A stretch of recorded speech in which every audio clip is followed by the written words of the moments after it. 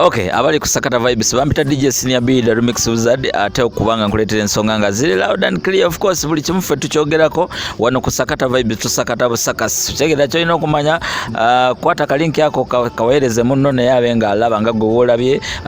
commentinga oba olina kyagala okuteesa, subscribing nga teweerabira ensonga zibe nga otambula nazo. Otambula n'okumanya of course nze Dj.Senior'B one more time ate ku kamera maanyi ga mugongo yagikutte obanga ekifaananyi kyetanga tekiri muyadde. Wano we tuli omusajja yambadde suuti. LIL PAZO ogenda kwesimbawo? Kasooke mbuuze ku bantu kale nzani ntandikirawo basebo ne banyabo abalungi okusingira ddala abawagizi bange kubanga byonna yadde weebiri naye omuntu anjagalira ddala ku mutima alina akayimba kange mu ssimu ku CD ne bakuba akayimba ka LIL PAZO n'asanyuka oba n'abeera ku DJ's box na DJ zanyira akayimba ka Lunnabe ba radio presenter bannayuganda bonna abalina endowooza eri positive mbalamusizaako mu ngeri enjawulo basebo ne bannyabo. Nze muganda wammwe LIL PAZO ow'Olunnabe ow'emmundu evuge owagenda ogula emmotoka owamuvaddi ku lujja ow'ebigezo oh my god endongo njikubye olina koyogeddewo nti omuntu alina endowooza eri positive oba otegeeza ki? Omuntu alina endowooza ennungi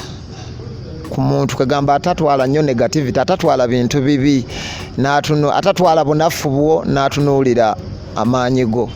yaman atali awo kujajinga buli kadde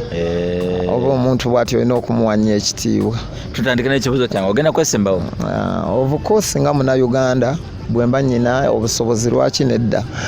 nga nsobola okuweereza abantu kubanga ekisinga okutuluma abantu balowooza nti tosobola. Okwekkiririzaamu kyekisinga obukulu. Okwenafuya y'endwadde esinga okuba ey'obulabe eri omwana w'omuntu. So okwekkiririzaamu kikulu kubanga abaliyo si bamalayika bategeera nga bwe tutegeera balowooza nga bwe tulowooza ate twandiba tubasinga n'obasinga kubanga ffe tukulidde mu bulamu obuzibu tumanye ebyo bye tulowooza nti bye biruma abantu. So si bino nti ate ono yavudde eri mu university taata we n'agulirira abalonzi, ono yavudde Bulaaya abantu ne bajja ne bamuwa akalulu naye ng'aguze bagule. Kati vibe eyo ebyo ebyobufuzi bwe tuba nga tubiyingidde nabyo twagala obikyusa kubanga abantu bwe baba bakwerondedde nga bamanyi oyo waffe baba bakulinako n'obuvunaanyizibwa basobola okugaa nti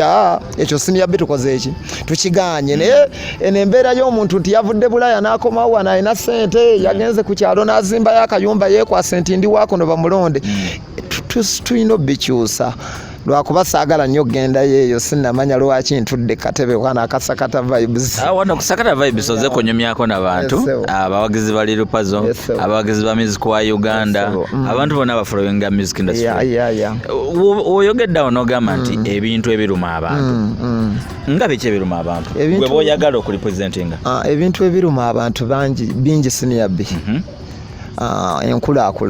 Enkulaakulana kikulu nnyo obulamu bwa muntu. Enkulaakulana no Senior'B etambuliramu ebintu bingi. Etambuliramu okukyusa obulamu bw'abantu, ebyobulimi, ebyobulunzi, okusanyuka, obulamu. Ebyo bw'obigatta bw'oti bitambulira tojjaga nti ojja kukwata ku kino okwate ku kino n'ebyo bikobeera mu kulembeze ate bye bintu bye tuzze nga tuyimbako. Omanyi n'abawagizi balina okutunuulira kati bw'otunuulira LIL PAZO ennyimba zange zirimu somehow political zimu tugyeko omusolo ebigezo zirina information ezo zogera kati nganze omuntu nze ne bwemba ku TV ewange nnyumirwa nnyo okulaba programu z'ebyobufuzi nze ewange nsobola okulwawo okulaba Trace TV oba MTV naye nga ndi ku Al Jazeera. So ng'omuntu kindimu ekyobukulembeze ebintu ebiruma abantu bingi eggwanga lyaffe ebintu ebikyagiruma bingi toyinza na kubimalayo. So ebyo byolina okutunuulira ojja obikolera abantu ensi ebeere nga enkulaakulana egenda mu maaso nga n'abantu balamu. Oyagala kukiikirira baawo? Of course ndi musajja nnyo w'e Masaka naye ate e Masaka mu nkulaakulana balina we batuuse. Ndi w'e Masaka ate ndi wa Kooki bibiri. So kati tulina omulimu omunene gukyali waffe Kooki kubanga abakulembeze abaliyo bafuga abantu mu mbeera yo kubanga tebamanyi eyobutamanya yaman balimba tebabatuusiza nsonga zaabwe nga bwe zandituuse so bwe tubwemba nga ngenze kooki kubanga kooki maama wange gyali ndimu nze ekikwatagana ne Greater Masaka ng'okkiridde era ne bonjogerako ekintu bayinza okukuba emiggo ndi bweyo nnyo omwana weeyo nnyo so bwe tuba bakulipulizentinga okulembera abantu of course ejja kuba kooki county kanzobere tukanga mu bukanzi sikanga kubanga tewali nsonga lwaki nkanga kuba teri abikutuma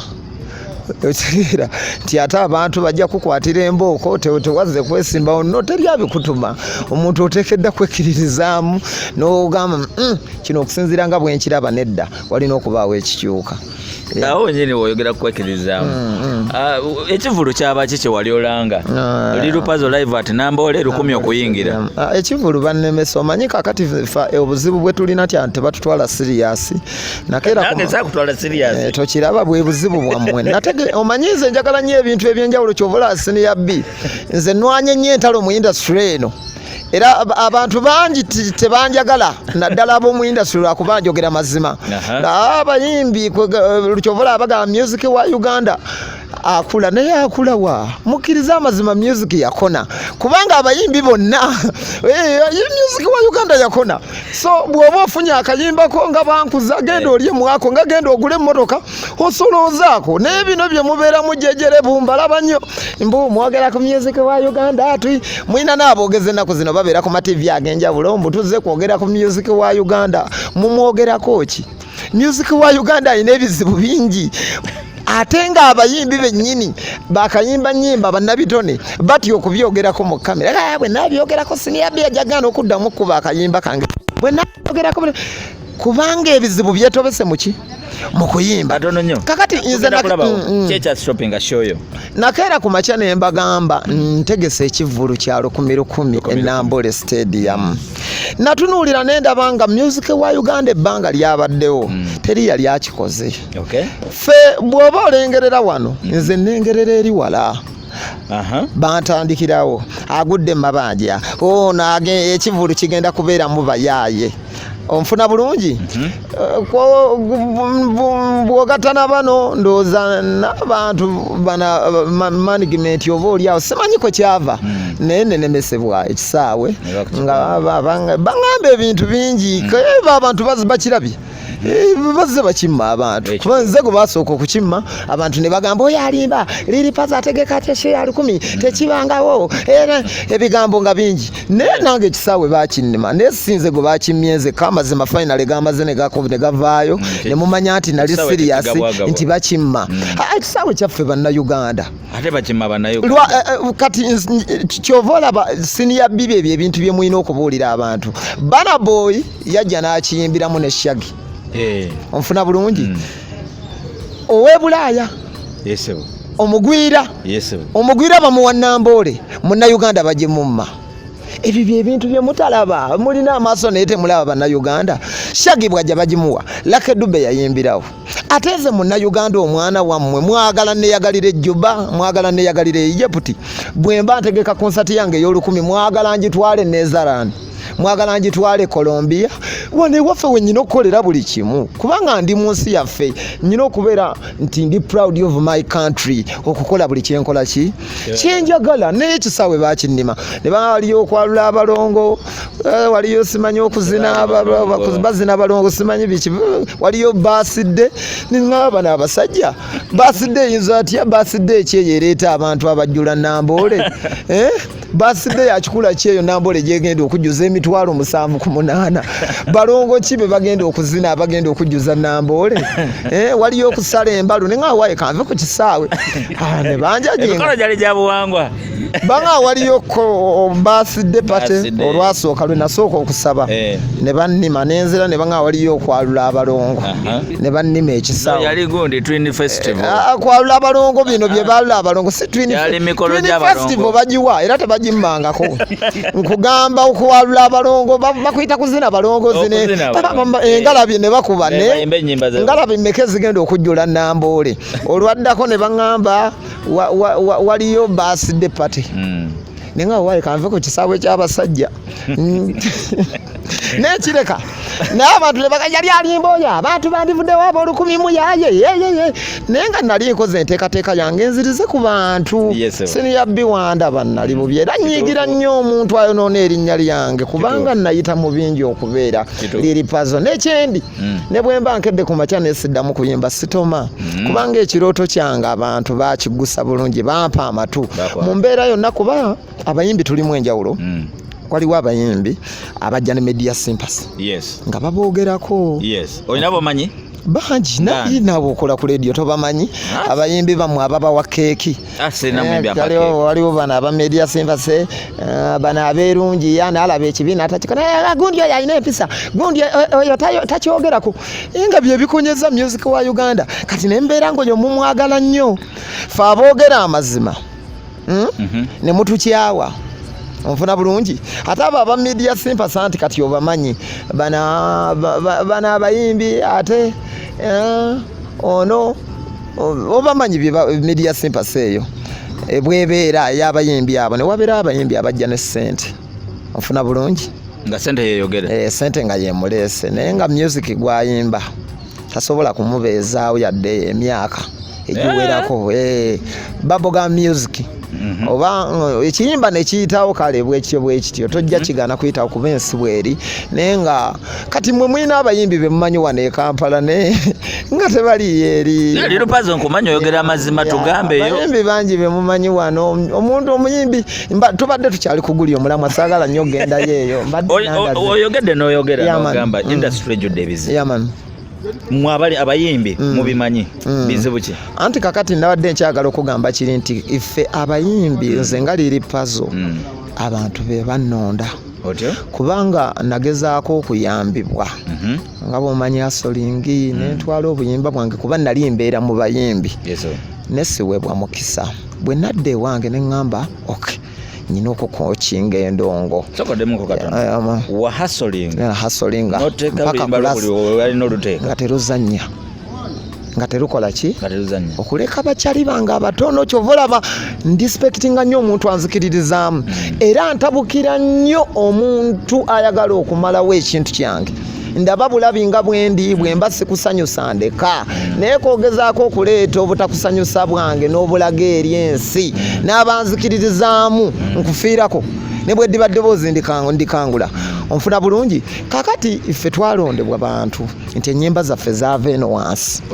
onfuna bulungi waliyo n'abantu b'osanga nga talabanga ku vidiyo yagenda ogula emmoroka kisoboka yes nakola oluyimba lw'emundu evuge ne ndutwala ku TVM ne baŋŋamba oluyimba lulimu amasasi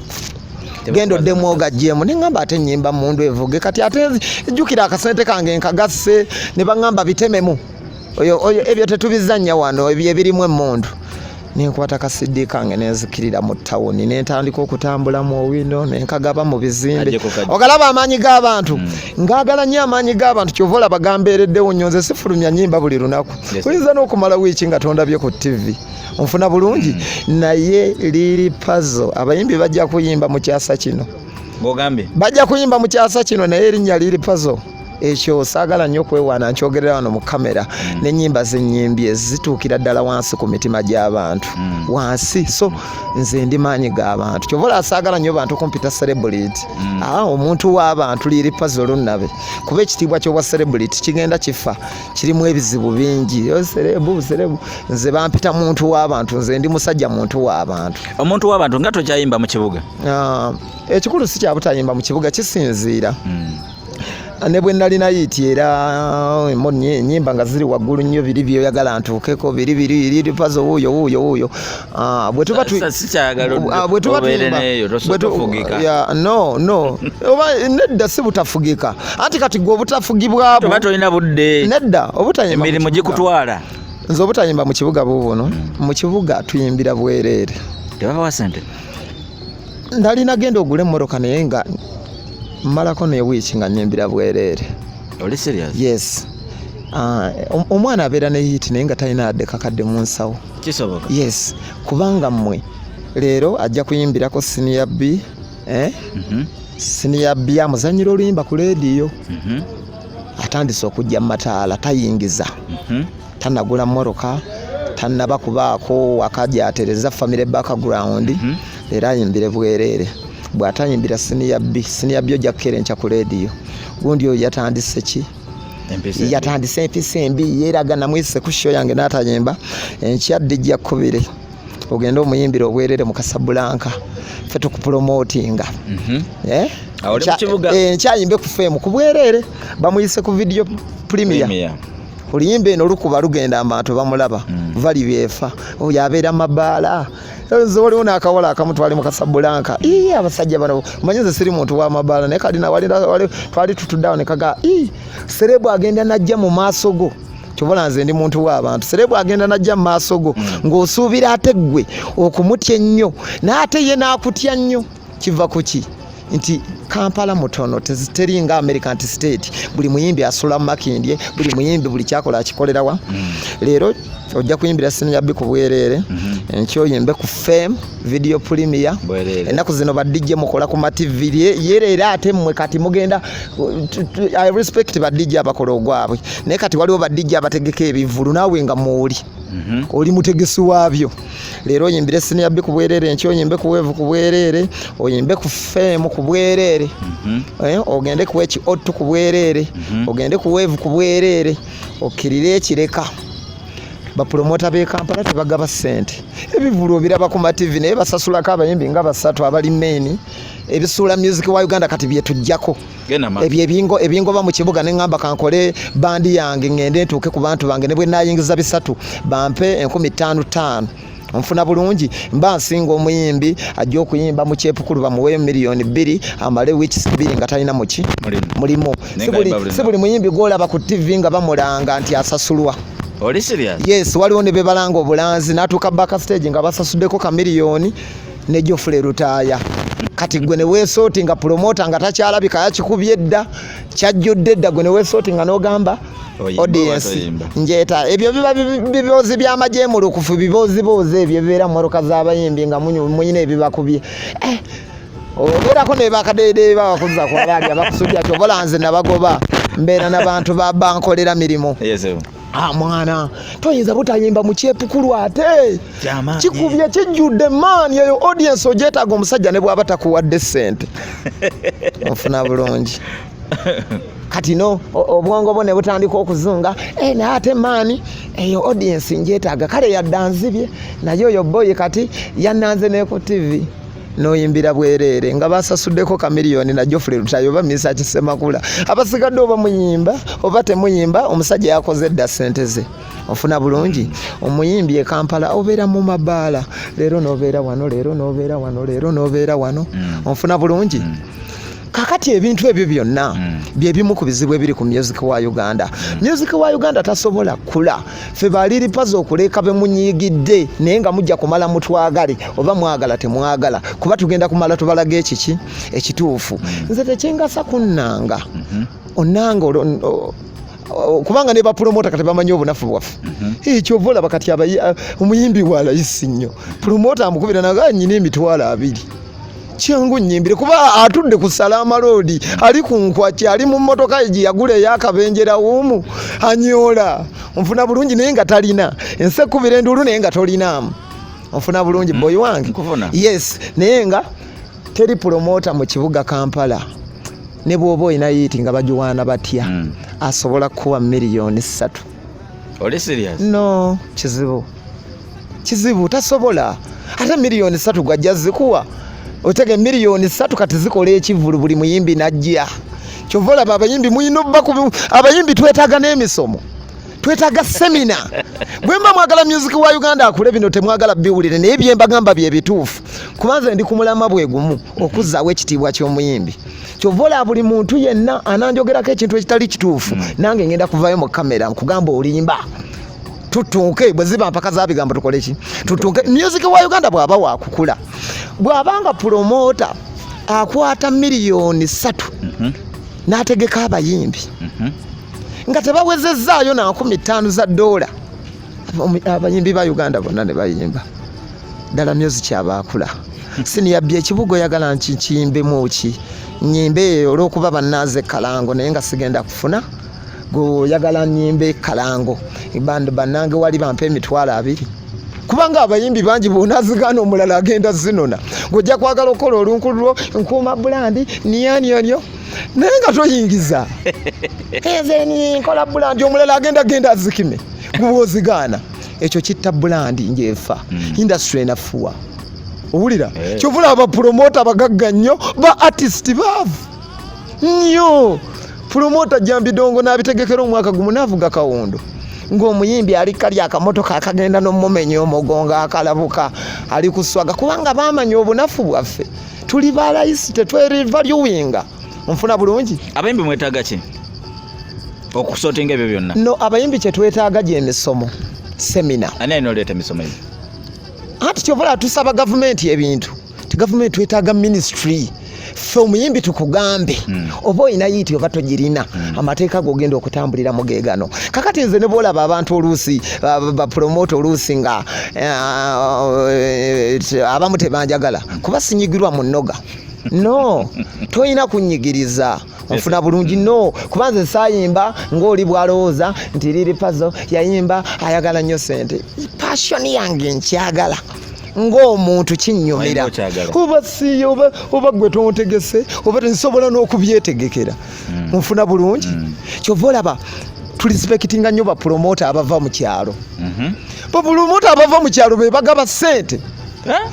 omulaba nga zemakindye n'ebiwala bye ebusajja wattu empale ziyulise engatto teriiko ddagala naye ng'akuleetedde miliyoni ezo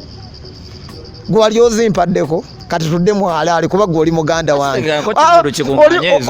oli muganda wange nga tuvudde n'ebyokuyimba anti era musajja wattu tokitegekanga kubanga gwe kakati ojja kufuna ekatabi night oŋŋambe LIL PAZO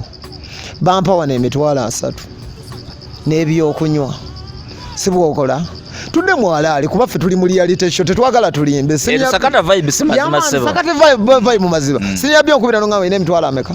night bampa $3,000 ameka ekintu ekyogeredde nnyo nakuyita mulondi gumu bampa n'ebyokunywa anti nkujjira lwaki nve Kampala okuyimba neŋŋenda mu ndongo yange eyeekagadi bundi bujjo kuba mmwe muli muzannyo value yange efa otegeera buli kimu kifa onfuna bulungi nompe nogaana nyina $3,000 ameka ate siina gaana bwe naagaana mwalaali enkya ngenda keera ku Dembe FM kuwala bulibwa LIL PAZO wambwa LIL PAZO si walaali wulira naye nange tonyigira mu nnoga mpulira tonyigira mu nnoga nze enjogera yange ogimanyi nkubira nkusaba naye kati tugende mu jeno tugende bwe boogera LIL PAZO bampa $3,000 ameka 3 onfuna bulungi $3,000 nyina okulekerako 10 yeyo industry ya Uganda ekula temulaba nonsense gwe mulimu ofuna bulungi noteera waawo obusoda bubiri emmotoka alabu mugendo gituusa entebe $5,000 gigenze on driving agenda mbasuga mami abalwala edda nfe kubanga neetaaga obulamu obulungi emmotoka njeetaagamu amafuta neetaaga okwambala brands neetaaga okusula ebuziga neetaaga okukola vidiyo ya $5,000,000 kati gwe Kampala awo w'oyagala mbeere nze bukyangambawo sifunangako promota ali ampadde $2,000,000 Kampala kyovola nabaleka wakiri nkuyimbira obwereere temusasula bapromota abatuwa ssente beeri kalungu basajja batubeewoyima aveeyo muleka Albert najja ne ssente ze $2,000,000 nga akimanyi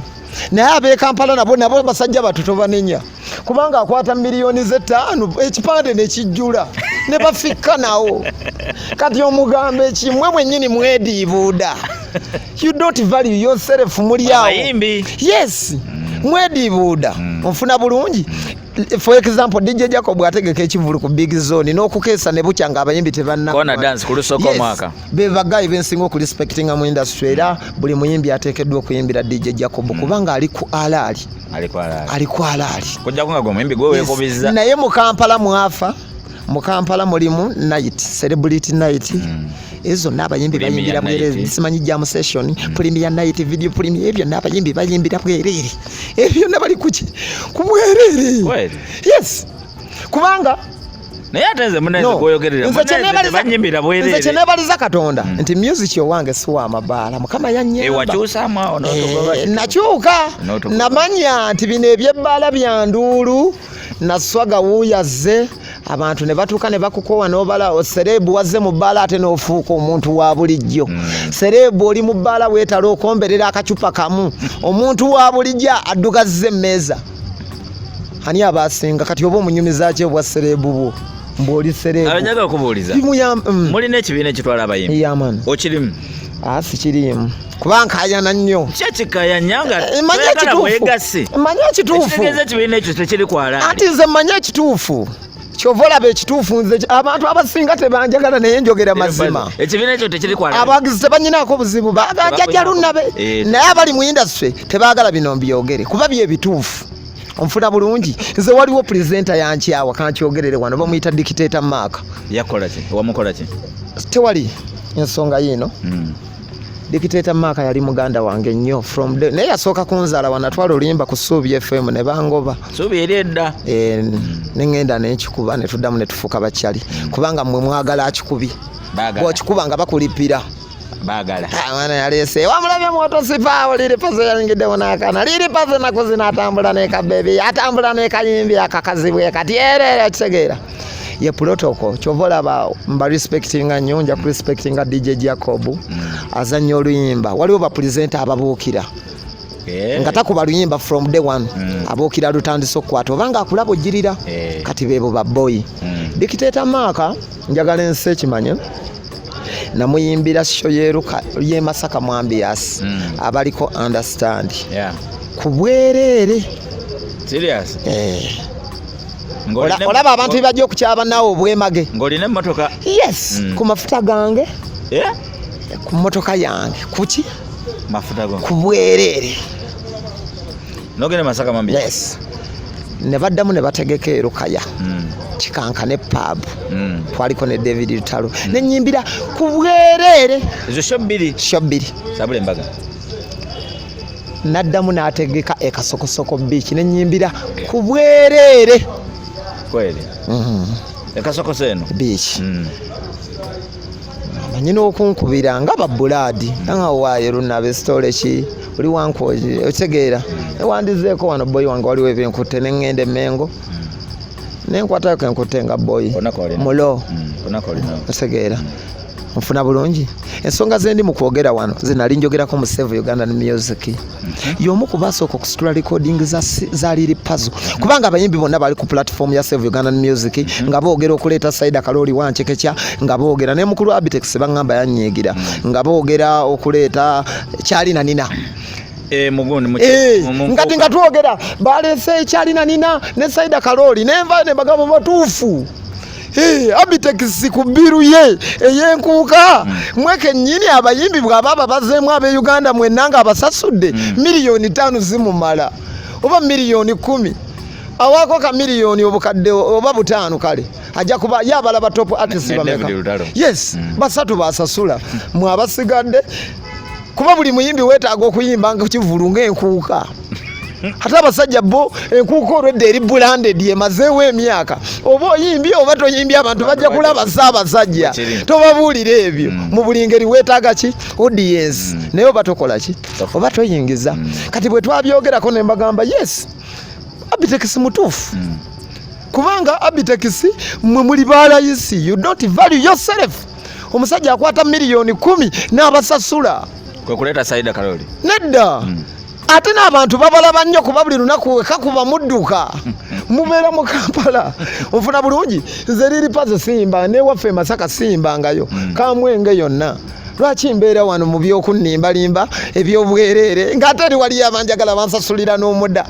okuyingira nenfuna abantu bange bina size miliyoni meka nya onfuna bulungi wano ndimbya bwereere bwe nabyogerako ye najjamu odi ezaali ku negative side nazitwala nabaga LIL PAZO ono alwanyisa enkuuka LIL PAZO abadde ayogera ku nkuuka naye nga bye bimbi nali njogera yes binali yemu yennyini kyali wange omuntu gwokoledde ebintu bwe bityo yennyini ate yandibadde ku side yo nakola ki nakufiisa onfuna bulungi yeyo music industry nti abantu baagala buli kadde kuba wakagaati nga wa baby Senior'B olwokuba leero mpise ku interview size n'onyiiga awo nfuuse mulabewo ate Senior'B leero okitegeera so industry ya Uganda Senior'B okula tuteekeddwa okubeerawo ne stage omuyimbi ng'ateekateekebwa omuyimbi ateekeddwa kukoma ku ssente bweziti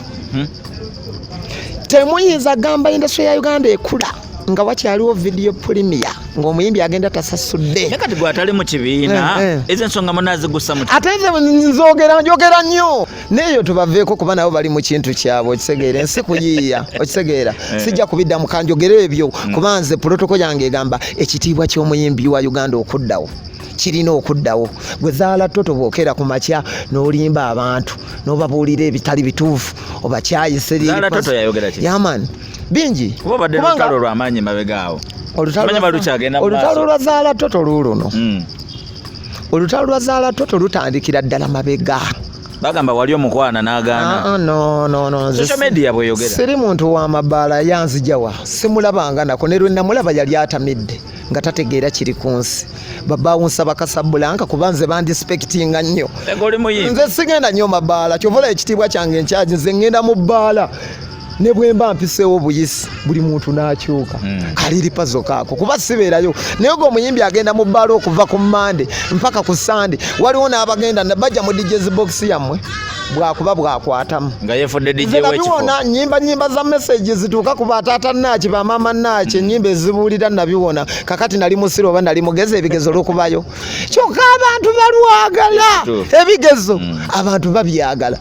musho yange biyinza n'okuba binyingirizayo 10 ekisooka ng'oli lwayagala nga negenda ogule mu lukata lwagala nga ayagala nali musiro oba nali muki muvaddi ku lujja golaba ng'olunyiza abakyala naye otuuka abakyala tukubira muvaddi kuki ku lujja naye mwe musizanye kakati gye emirembe gye nnyina kyovola abantu ka mu Baala buli omu n'antunuulira kuba sikola ki sigendayo kakati olutalo lwa Zahara Toto Bamukozesa kyekisinga okunuwa waliwo abamukoza kiri bwe kiti omukyala gwe nafuna maama w'omwana wange namusanga mu industry eno mukyalawo yes kakati ng'ayimba yali ayimba obuyimba bwe kati nga bw'omanyi abaana abawala industry tebabeerera nnyangu atambuza akayimba n'akatwala ku TV oli namugawo waayi mpaayo nange mpa ku keeki ngiryeko nange nkuzannyira basaba keeki yes n'oluyimba nalukoze keeki lugenda kufuluma kakati omukyala wange ebiseera ebyo nga tukyali mu kwogerezeganya ku datinga nga omanyi omukyala nga akyadetinga inbox ebejjudde abasaba ki relationship kakati mugwamu mu mbeera eyo kumbe simanyi n'ekivubuka kino ki producer kya sheeyo ebiseera byali baali bakyali ku live wire ku Spark TV ndowooza kimukwana ofuna bulungi oyo kafuko kimukwana naye ndeetinga muntu yange munsi mwe tutambulira tuza twenyonyodde tutandise tubadde ffenna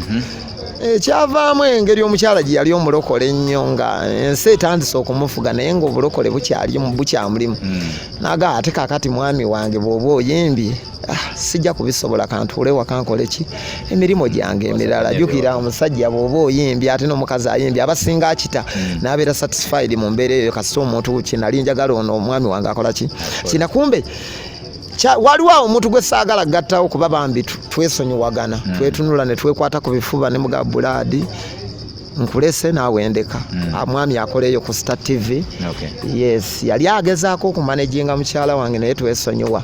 yes bamuyita Ibra atakoga atagejja yes twesonyiwa n'asonyiwa kakati ekivubuka ekyo obusungu buli obw'okuba nga tekyasobola kufuna mukazi engeri gye kirina obuyinza ku sheeze ez'aba Zahara Toto kuba bwe kyava ku Spark TV kyagenda n'eba Zahara Toto eri ku NBS kwanikati yaabwe eyo kubeeyiyiza nze n'okuyita kweyiya kuba sibiraba era mukazi wange yatera okubira naga waategedde nno kana akawala akeeru kakoze eki leero kakubadde bubi kakuleekaanira kakati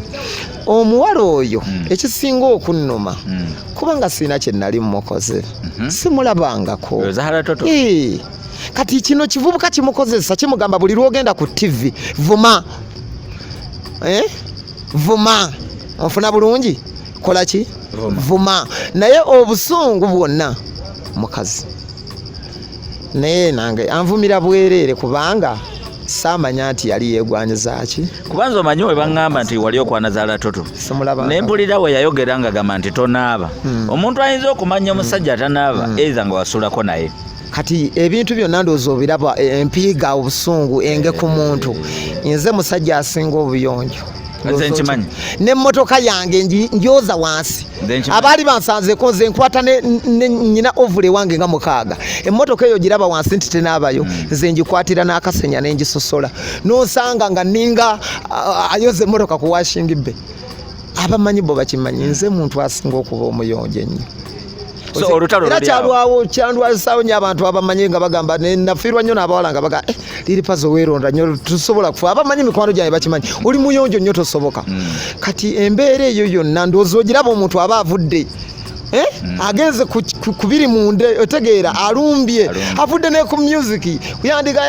bino ng'ebigambo abantu byogera LIL PAZO tolina nnyimba LIL PAZO tokyafulumya nnyimba LIL PAZO wagwa agagaboozi bagagamba buli omu nze nali nagenda ogula emmotoka ng'akyali ku countdown ali ku zinamba 10 abantu nga wagudde n'omwana John Black tolaba nti yaliko waliwo abaga yagudde katulabe kyazzaako so bampiiga ku muntu ebyo tebyandinumye naye kati bw'ojja ku TV national TV really ng'olaba n'oyimirira n'ogamba omuntu tanaaba oba otandise okukonjera n'okuwaayira enge kwegamba oyina empiiga eri oyina pain ate nno pain yandigimbaddeko naye kuba Zahara Toto muwala wa Mabaala sigenda mu Mabaala siri wa Mabaala simulabangako kati ekisinga okunnuma mu byonna kwe kuvumibwa omuntu gwe sirabangako kinuma nnyo kubanga singa mulaba mu mbeera ate lwe nafuna omukisa okumulaba yali atamidde nga tamanyi na biri ku nsi nandibadde munnyonnyola kubanze ndi muntu asobola okwogera n'omuntu nga lwaki naye aba akoze eki lwe nafuna omukisa omulaba yali atamidde ate era mu Baala nali sigenzeyo bugenda nali nva ku syo onfuna bulungi kakati embeera eyo yonna n'otuuka n'okubanga Eva Boss jangu abantu babuze ku Sakata vibe otegeera basaba ne bannyabo ono ye kazikola baana zeziranga ebivulu byonna ogamba ote ndi bulungi ogamba ote mukulu story emu ku Eva Boss oyo abantu bajjako wano n'abakolera baana nga balanga LIL PAZO naye nga siriiyo serious kubanga yo omulimu gwakola baana kasi omuleetera abayimbi neera bivulu byali mu Kampala muno nga ngenda kuyimbira bwereere naku zino promota yetimbira n'ekivulu kankulage yetimbira bulungi ekivulu Eva Boss bwamabemba byennimbi abantu babuulire ng'abayimbi bonna yabateekako naye nga tewali gwe yasasula nga yabakubira bukubizi simu n'abaga ennaku z'omwezi 15 ogenda kuyimba wano n'asolooza bulungi sente ze neyerinnyira boda nadde ewaka negyeebaka mulwana yekoledde sente ali kumu abagwagwa abalemu okubeera organized muwoza muyimba mu Kampala nimbye atolimbye sebwe kiri bangi bapromota bajja wanaga teeka koyo naga na show netuuka nasolooza n'agenda naye LIL PAZO nga tazze 10 tabimanyi musajja wa naye ng'omusango gwandi si bayimbi you don't organize nalinzizeeko ne wuwasebo okukola posita nga si yange sigenda mu bivulu byange nze nzija wano okukola baana nga nzize kwetwala mu ndongo yange ne bwe naafuna 2 mba musanyufu nga sirimbye bantu mbakoledde bulungi ne basaba akayimba ke baagala n'enkaddamu mu nnyimba zange entono zennyina nenvaawo nga ndi mumativu kuba sigenda kufa nkya dani okuyimba olukunkumulirwa ennyimba malirize nga ndi mwabo abali ku Sakata Vibes tugenda funa Eva Boss yekka atunyonyolemu omulimu guno engeri gyagutambuza tusuubize tujjedde ku kamera tujjedde kamera mujje ku Lwokusatu ngenda kiwedde ku Lwokusatu tugenda beera wano mulaba yategeka n'ekivulu kyaliwo yabaddeyo jo yawoyodde yategeka ekivulu ne batamusasula posita eyo story tugenda kale abantu bakasente kuva mu government ne bakatwala ebivulu bya Bobi Wine sente mpitirivu wa promoter ne bagenda bekubira omulange eri government mbwa ababana batubanja biki olwajja yakasente ne badduka kale tujja kufuna tubyogereko kale bana kakati empiiga eyo yonna eri mu industry olaba ng'abaana ba promoter bagaggawadde nnyo ba artist bavu kuba mwe mubeera mu game wano mu Uganda nno n'abayimbi okwefuula abaserebu byandibedde okuba abantu tebakyagala bimanya amakulu gaabyo gaafa matono ofuna bulungi ntono olina kubeera muntu w'abantu ngaffe nze bwe mbeera omuntu w'abantu ebintu bisinga tebindya nfuna bulungi ate n'abantu bakwalire bagabi omusajja waffe nze zinyinza okuba sirina luyimba kuba nze ennyimba zennyimba era mba kimanyi terujja kuzannya kati mutugyeko omusolo luyinza kuzannyawa nze ndi tiimu people power yagala jankuba obucupa luyinza kuzannyawa webale nnyo baleddala kyeki balwanya ne full figure sirina lutalo na full figure naye saagala nnyo kumwogerako muleke abantu abamu baleke gundi totuleetera bizibu kati ng'okeera ku makyango ngamba nwana n'oyo baleke tudde ku ndongo yaffe gye tuba tunyumyako nange kakubuuze mbu gw'omu ku baawulira obubi nga Bobi Wine tabalonze kakiiko akaddukanya people power Bobi Wine sirina bye mubanja bingi munsi y'omu ku bayimbi bemmanya abaliriyo waddala sirina bye mubanja ki Bobi Wine nakola oluyimba lwe nali musiro oba nali mugezi n'abeera mu vidiyo yange ng'ali mu nnaku za kampeni ezisembayo ali bizi ne muteeka mulawumu yange ne muvuga ne mutwala kasomero ne bamugamba kola bwoti nga gwe gwali omulungi ogusoose okundaba Bobi Wine bw'okola ekirungi ne bw'aba takulabangako ne bw'okikolera embalala amanya ategeera tateekawo mbeera yakuzalawa kuba mugagga ekizalisa n'abantu abazaala totobola abavuma abantu mbeera mbi osobola okubeera omulungi omuntu ali kuwa obulungi ebintu ebisinga ababiri bimukwatako ki abantu abali obulungi tebamanyi na bayimbi sajja ali bulungi ng'omubulira ebyo byaba byammwe byabasimanyi bazigundi yalwanye noono embeera embi ekuleetera obutava ku social media n'otandika okugenda mu inbox obwo bulamu twabulimu kyovola Bobi Wine yalina oluyimba sibanenya nange bwentyo bwe nali nga nkyali buki embeera embi ekuleetera okugenda mu social media n'otandika okunoonya abakazi waliwo website eziriko dating andi biki n'otandika okugenda mu inbox obwo bwonna obudde yebeera mbeera mbi onoonya ssente teri muntu ali bulungi ayogera ku muntu abantu abali obulungi omuntu ali obulungi kimunyumira nnyo kyokola naga I like your song ogenda ogule mmoroka gayigoli wakabi bakusanga ne mujamna gayigoli wakabi nakuwa ekizike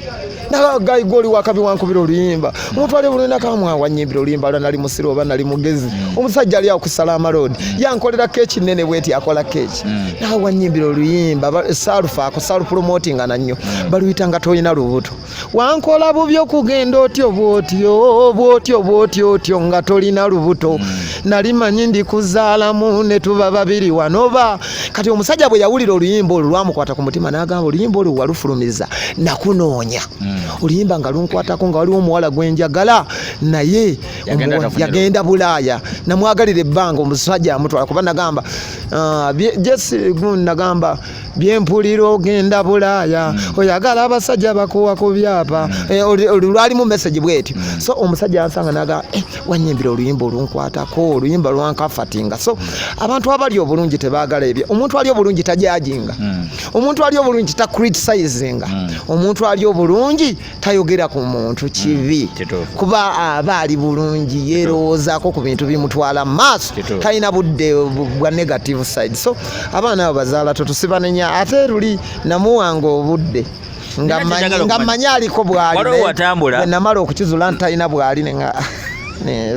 wala watambula ng'oli ku live Facebook live nakuliko nenkulondola noyingira Serena noyingira simanyi oba watuuka n'obalaba naye ng'oyomba kakati banvumira ebbanga lyonna nomwani nga naye abantu bano abanvuma nga ngezezzaako kubanza buli sitole gye bankubanga nakubiranga kana akawala kanataliya ozi kuba enamba yako nalingira nekagamba nze sinza bitaddeyo kubira kafugo kubira Zahara Toto era nga kajjako essimu buli lwakuba nze sinza bitaddeyo munange mukwano nze nsonyiwa nalinya na dabo nazira waka kubira gundi nga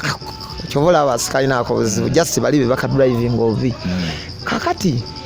embeera eyo yonna sitole nga banyigiriza nnyo batandise n'okuleeta ebivvulu gye batannange nabweru mu katooke baleesa obuvubuka mbu bwe bwampasho naye byonna nga bya bulimba otegeera effitina ey'ekika ekyo byonna bya bulimba so neŋŋamba naye abantu bano bwe tubanga mbeetondedde ku ssimu kale baganye okukkiriza leero kansituke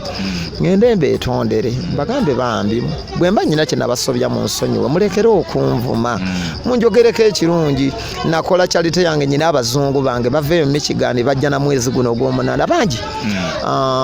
nenkola kyalite yange ne bajoonoona nnyo ebaafuna foteji ne bagaa LIL PAZO yagenze neyewola ssente mu microfinance n'atwala ebintu sukaali ewaabwe nenga ewaffe koki abazungu bange bali ku project za kukolera ku bantu nayikondo mazzi kuyamba bakadde baana kubawa bitabo abazungu bange buli lwe bajja ab'e Michigan najja nakinafuya ekintu ky'okuyamba abantu nenga kansituke ngende ku Serena neetonde bwe natuuka ku Serena nesanga oyo omuvubuka bamuyita Kafu bwe nayingira ndowooza akimanya nti nzize kulwana ate nali size kulwana nekyacwana LIL PAZO ojja otya wano gwani ajja wano ojjangaani ozze kulwana nga bw'omanya abavubuka nemugamba nno naye size kulwana nzize twogere muyita poliisi nakubira poliisi y'oku gate ku Serena nejja nekyo ngenda kugulako omusango you assault me simanyi you assault ogwa assault ozze wano okoze trespassing nimbagamba ate nandiisewo otya nga sirina kaadi okola ku Serena sebo ku Serena waliwo woyita nga tolina kaadi trespassing eri waawo abasirikale ne bajja bwe bajja n'abinnyonnyolaawo nga yeekandaga ne banfulumya mufuna bulungi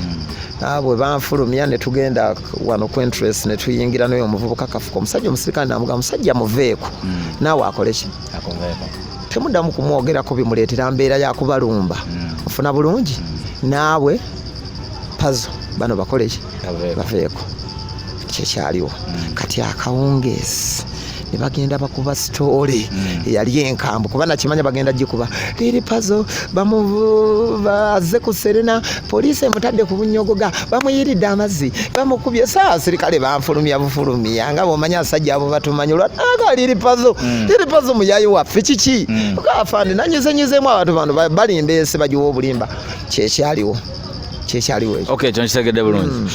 oluyimba genda ogula emmotoka yali true story inspiration genda ogule emmotoka wali weetaaga emmotoka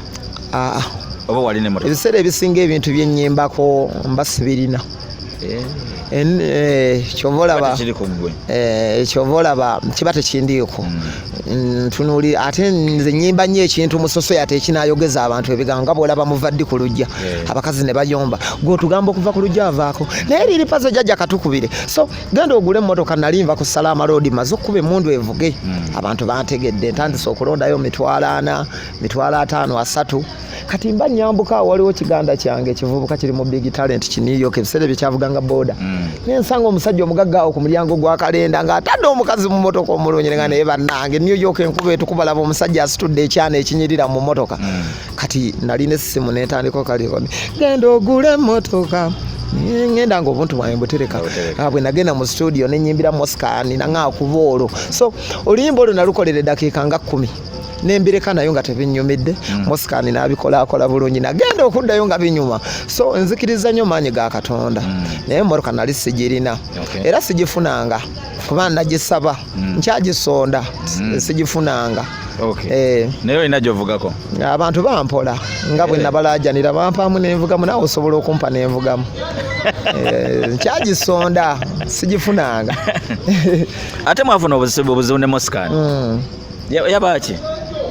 Mosika waliwo story yajja oba ggwe oba waliwo omuntu omulala oba wayimbira mu ngoma ya muntu oluyimba olwo siyimbirangako mu ngoma ya muntu ekyaliwo oluyimba lwe nagezaako koppa lwali lumu ate ne lunsala bubi nnyo n'abantu tebalumanya omupiira gutudde lwansala nnyo omupiira gutudde sikiririza sembera wano ntuule wano omuntu ayimba kalaiti kano tukeetaaga abayimbi ba urban music mbanyooma nnyo manyi ddaawe bati musajja omulayi bulungi kubanga abamu omanyino batimba nyimba za abanye omuntu ogenda n'omutimba ku positayo bino byenkuba tuwazange za Sabula Embaga production abaana batimba ekipande nga bamutaddeko ne bakubuuza ate ani ono Lil Pazo gwatuleetedde leero kati omwana ng'alina kumala kubannyonnyola luyimba ye yayimba gundi so sikiririza abantu abayimba urban music mbazala nnyo omuntu yenna nga tayimba kintu kyefaananyizaamu ekya Bobi Wine oba Chameleon music wa Uganda atambulira ku ndongo y'abantu ba wansi mu urban tulinamu Epas tulinamu Biniganta Epas ayimba mu gundi ayimba ennyimba za loko Epas mugezi nnyo very intelligent man alina oluyimba lwa loko oluyimba gundi luyimba ki alina oluyimba lwa loko olungi olw'abantu bo wansi chupa si chupa waliwo oluyimba ne Didi Dada is good song alina ono oluyimba olulala yaluyimba ddako bali ku motoka ffe tuli ku bigere tuliziza sente yes Epas mugezi abani mulungi Epas balansinga Epas musajja mugezi nnyo very intelligent man nenyo manyi abantu abayimba urban music chovola I don't use to go there in their clubs I don't go there man omanyi watu speed netwerabira wajja nga matabanyi wa omugenzi baso yes man omulinako Luganda nedda naddamu Jessica yimbake munnaffe tulabyeko nnyo nze ndi muntu w'abantu bawansi era abo abantu bo beyo banveeko bachovola abanyigira nnyo I don't go in their things man ani aleta story mboli mwana wabasudde bantu ndooza oba ekiri kye nakola baga katabani kabasudde kazeemu oluyimba lwa taata waako yamandi omanye ebigambo by'omu music wali Lil Pazo yes ayayana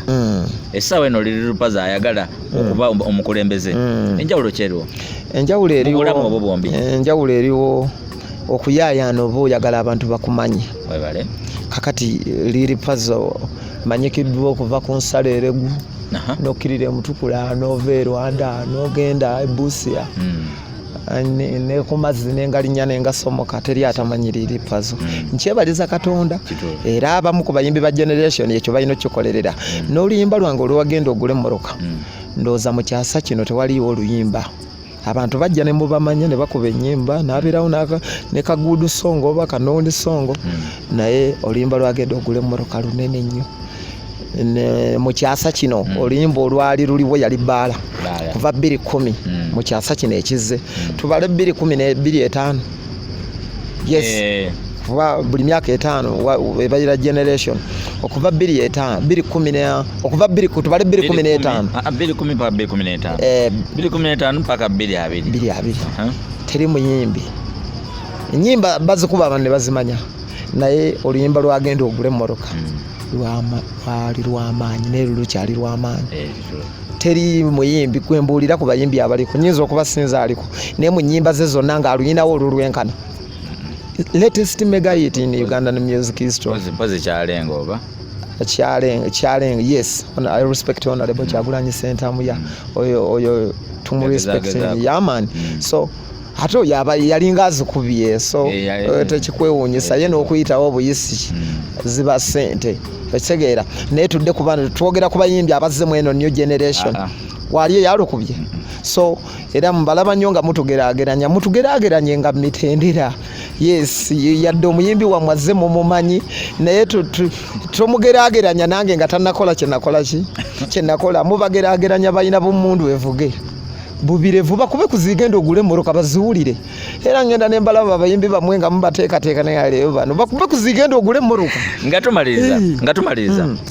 mu busungu bw'olina oba muli mu mukunyigirizibwako olina ku mutima ku bantu ababiri Dictator Mark oba Zahara Toto bakole ki obasonyiwe ndi musajja ate eryantama ate njagala nnyo gye binaggwera nyina ekigambo walinnya y'amagye emmotoka y'amagye ogimanyi mbyagala nnyo binyumira nnyo kale tugende tupande ndi musajja ate eryantama saagala nnyo kunyigiriza so naye ndowooza omuntu anaagenda maaso talina kudda ku negative side olina kusigala nga oli positive yaman kubanga nagezaako ogende wa Dictator Mark ekiro yali aweereza ku mpewo netwala oluyimba lwamutugjeeko omusolo nandabanga ekisiimuula kwenava okuyimba oluyimba sinaluta baluyita lwaki ompisaamu amaaso oyagala okundabanga ekisiimuula yaman naye ndabanga tansanyukidde nene okubuuliza omanyiza omuntu bwe tuba tulina obutakkaanya mbuuliriza abantu ne bambuulira embeera ze ne banga waliwo abantu mu industry eno nga baagala nnyo big up ya kugamba nga tayagala tutuuleko nga we tutudde tweyise nga basajja bakulu buli kadde nga ayagala muzeeyi otegeera ate nga naawe otuuka n'okula tegeera waliwo n'abantu abakomba engatto zaffe nga tuyimba manyi ekyo kintu kyanjawulo omuntu n'akomba engatto yo omukyala maama n'ajjayo akatambaala kakeeru ng'otuuyanye wenna tokyafaananika na feesi n'akakuyisaako bwati n'amala n'akesiimula n'akatereka onfuna bulungi eyo ebalaavu so bw'omanya nti olina abantu bwe batyo ebintu ebisinga obireka ate n'okweyisa ng'abasajja bakulu mu industry Senior'B tukuze so tekigasa Senior'B bwe bakugaa nti emmotoka yange bagise tewankubira simu nekugamba munanyeze gwoli mukubire emmotoka ndina mukudda livansi nva wange ndi mukunyoola nkata yange so embeera eyo eya buli kadde okwagala okuvunnamira omusajja munno tomukaabyanga nnyo maziga kumwegayiriza ne bw'aba akyali upcoming era mbebaza nnyo ne Jacob mwebale platform yammwe ya Africa Corner muwero kaminga buli aze toyagala nnyo buli kadde bitiibwa kuvunnamya abantu okubeegayiriza ennyo abantu babeere mu inbox yo buli kadde nga muzeeyi taata otege naye nga musajja mukulu kubanga nze bwe mba struggling wali bwe nali nzija kyali kyetaagisa respect yes respect naye kati ate nange nfunyeemu n'okuwaayo nkuwaayo leka nkubira esimu kugamba waayi Senior'B kiri kikya buladi olisitede owaaye tulina akayimba wano kandeete boda ekakuweereza naye ate luli wali olina okaleeta nga gwolina okaleeta n'okola ki naye kati tuli basajja n'abasajja Senior'B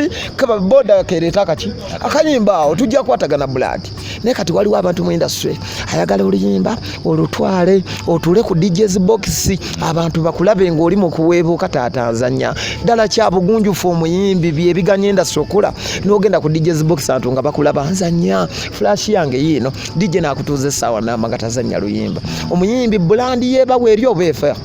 ebeefa so tulina okweyisa ng'abasajja bakulu tuwaŋŋana ebitiibwa yakyokka kwerespectinga bwe mba nyina kyenkoze nga naganya okuyimba emubende jangu kwanika ati egguliro liraga abantu todda ku mukazi wange kumwogerera bigambo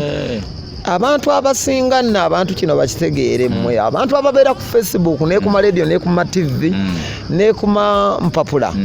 bwe tuba twevuma ebyaffe eby'endongo bibeere byandongo naye famire y'omuntu kikulu era obulamu bwange Zahara Toto oyo Mungu ye yamanyi kyajja omusasula ekimujyamu tuyinza kudda ku famire yange mukyala wange buli lwoyogera ku mukyala wange olumya maama we ali eri mu kyalo omukazi omunyakola atalina kyamanyi kitaawe abawagizi b'omuntu olumya obulamu bwange kubanga kati maama wange abadde mulwadde maama yavaamu eriisa ekiti kyamukuba nga ne bweba mmotoka nsobola okugitunda ku lwa maama wange gwe bwe ntunda emmotoka yange oba nengikyusa mu bulamu bwange nga nnyina byempulani nga nojja n'ogamba ensi bagisse nga tomanyi binsoomoza maama wange ali ku kitanda eriiso baliggyemu mukazi wattu abadde agenda kufa waliwo ekisinga ekyo maama wange agenda kufa ng'ombuulira lawumu etaweza na miliyoni 15 ngitunda maama wange n'awona soba siyinza kubulwa mmotoka gye ntambuliramu siyinza kulemwa kuva waka so ebintu ebyo biba biruma Okay. Tulire lupazo embozi yennyingi ntesobola kumumala kati tujja mufuna wali bafunye obudde akomeyo ku Sakata Vibes twogere ku bulamu bwe yeyeka ng'ogyeko bino ebyamawulire agatambula kankusaleko mu kalimi nyina akayimba akafiya nkaleeta mbadde nkubuuza ki ekiddako obuzibu bwava ku keeki ani yalya keeki